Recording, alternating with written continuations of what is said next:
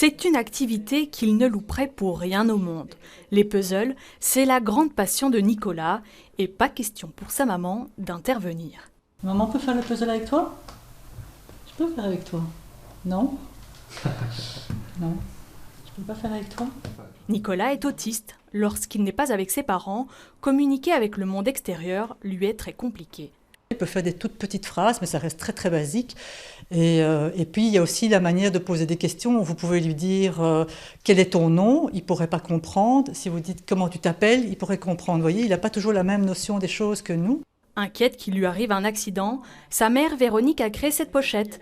Elle contient toutes les informations essentielles sur Nicolas. Moi, je suis quand même souvent en voiture avec lui.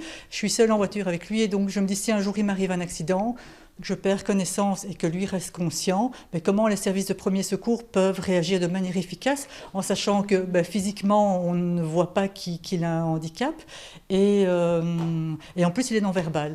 Donc je me dis grâce à cette pochette on peut la mettre autour de la ceinture de sécurité. Cette pochette, elle la porte aujourd'hui à son ami.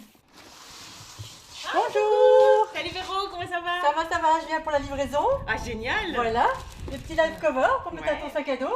Tu te rappelles hein? Chouette! Bah oui, c'est chouette. Hein? Isabelle, c'est la maman de Chloé, une jeune femme de 22 ans atteinte de déficience intellectuelle. Et comme Nicolas, elle n'a pas toujours conscience du danger. Même traverser une rue, si elle n'a pas envie de regarder, elle ne regarde pas. Voilà, c'est comme si elle habite sur la Lune, donc il n'y a pas de danger. Lorsqu'elle entend parler du projet de Véronique, Isabelle n'hésite pas un instant et lui commande une pochette.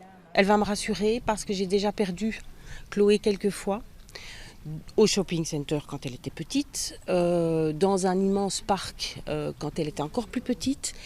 Et je me disais, quand Véro m'a parlé de ce projet, je me suis dit, waouh, si j'avais eu ça, eh bien très vite, on aurait pu tout de suite agir, c'est-à-dire l'ouvrir et voir le numéro de téléphone, le mien ou celui de mon mari, pour qu'on la retrouve. Bon, on l'a retrouvée certes, mais bon, paniquée parce qu'elle ne parle pas.